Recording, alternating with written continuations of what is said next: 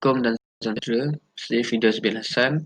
Saya akan membentangkan proposal saya yang bertajuk Persepsi Masyarakat terhadap Perkhidmatan Perahu Penambang di Waterfront Kuching. Sebuah negeri yang terletak di Kepulauan Borneo yang mempunyai 12 bahagian ataupun daerah yang terdiri daripada bahagian Kuching yang merupakan ibu negeri Sarawak. Di Sarawak terdapat sebatang sungai yang mempunyai sejarah dan keunikan yang tersendiri yang dikenali sebagai Sungai Sarawak. Sungai ini sangat popular di Sarawak kerana ia merupakan sumber pengangkutan utama dan aktiviti-aktiviti pelancongan. Menurut Chelmas, perahu penambang di Sarawak telah pun beroperasi sejak tahun 1800. Permasalahan kajian yang pertama ialah penggunaan perahu penambang tidak serancak dahulu. Persoalannya adalah kenapakah perahu penambang kurang digunakan? Objektif pertama adalah untuk mengenal pasti faktor perahu penambang kurang digunakan. Permasalahan yang kedua adalah limitasi destinasi perahu penambang hanya beroperasi dari pangkalan di sekitar waterfront sahaja. Persoalannya adalah apakah operasi perahu penambang hanya dihadkan di sekitar pangkalan waterfront sahaja. Objektif kedua adalah untuk mengkaji perkhidmatan laluan perahu penambang.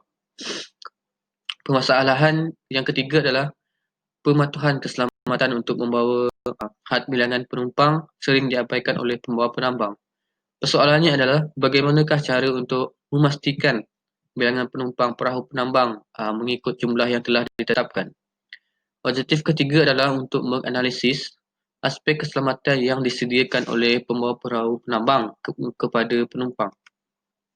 Seterusnya kita akan beralih kepada kepentingan kajian. Terdapat 3 kepentingan kajian ini, iaitu kepada kajian ini juga untuk pengkaji untuk mengurai mengenai masyarakat terhadap perkhidmatan perahu penambang. Yang kedua adalah kepentingan kepada pengkaji lain. Kajian ini boleh dijadikan sebagai bahan ataupun sumber-sumber rujukan oleh pengkaji lain untuk menjalankan kajian. Seterusnya adalah kepentingan kepada masyarakat. Kajian ini penting kepada masyarakat kerana ia dapat membantu dan memudahkan masyarakat untuk mengetahui dan mengenali perkhidmatan perahu penambang yang juga merupakan ikon negeri Sarawak. Seterusnya kita beralih kepada skop kajian. Kajian ini akan dijalankan di sekitar waterfront sahaja yang melibatkan responden yang terdiri daripada pelbagai etnik. Kajian ini lebih memfokuskan kepada responden yang berumur lingkungan 18 tahun ke atas sahaja untuk mengelakkan berlakunya ketidaksahihan maklumat yang diperoleh daripada responden. Kajian literatur mengenai definisi persepsi.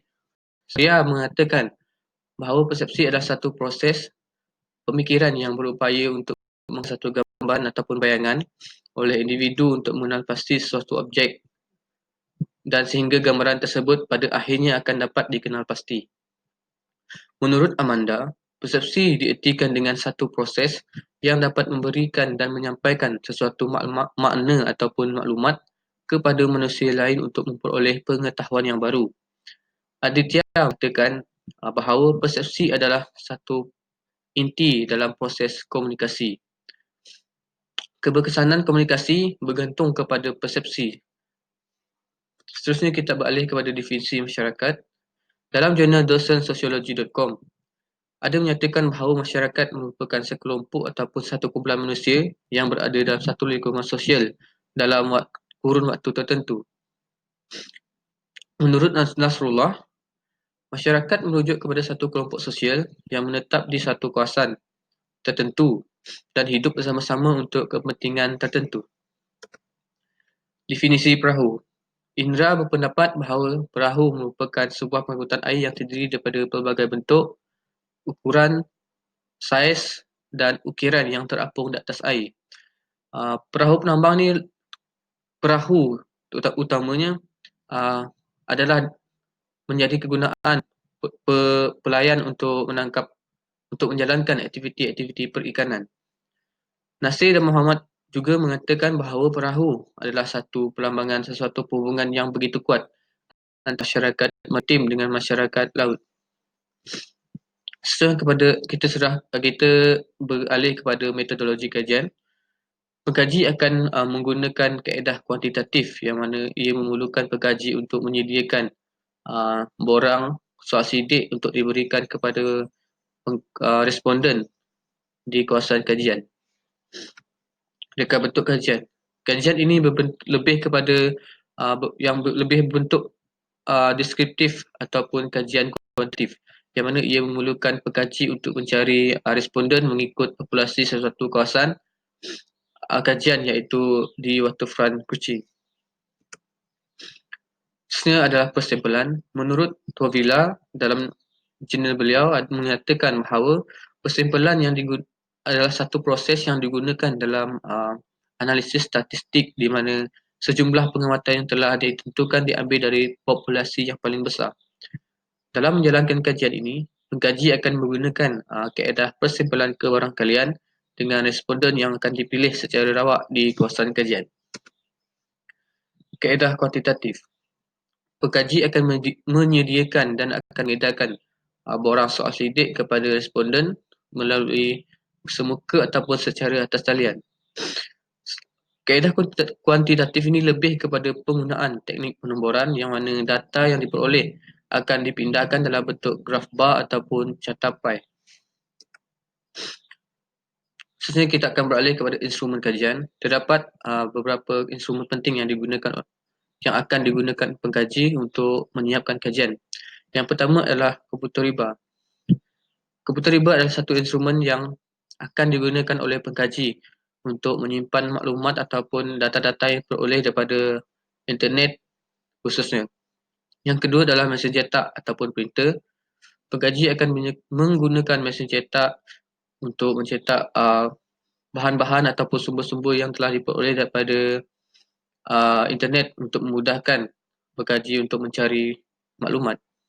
Yang ketiga adalah perisian komputer.